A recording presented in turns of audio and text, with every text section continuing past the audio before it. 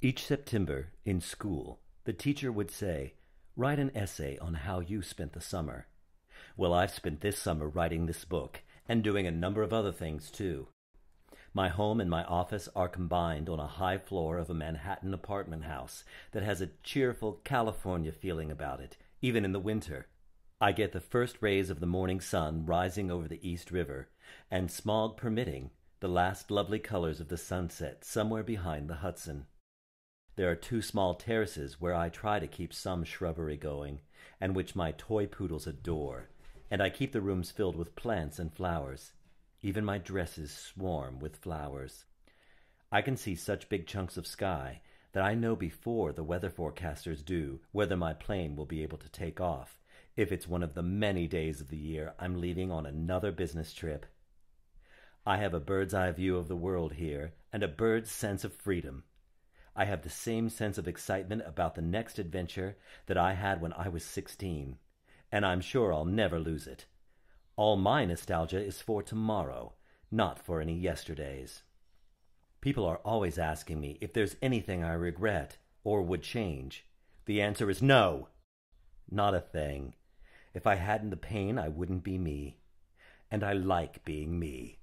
Everyone should. I have a friend who says, "Treasure yourself." I follow that advice by doing a certain amount of self-pampering.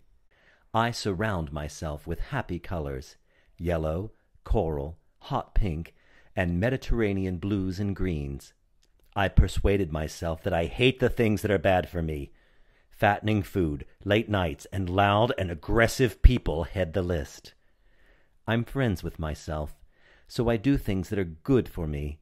Otherwise, I couldn't be good for others. I spend my time with people I'm fond of, and that includes my working time, too. Whether I'm at a board meeting or on a movie set, I'm with good friends, so there's no drudgery about any of my jobs. Not that I don't work hard. The demands I make on myself are fantastic.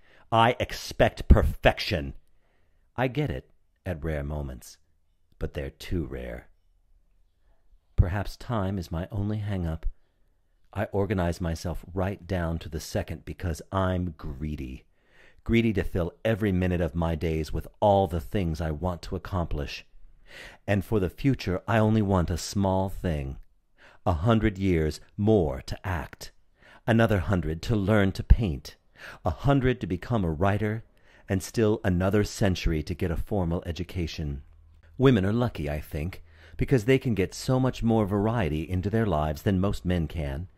With a little organization, a woman can excel as a wife, homemaker, mother, career woman, and gracious hostess, be lovely to look at and to be with, and still have time left over to be a good friend to a lot of people, and a happy friend.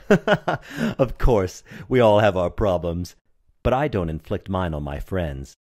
At least I try not to.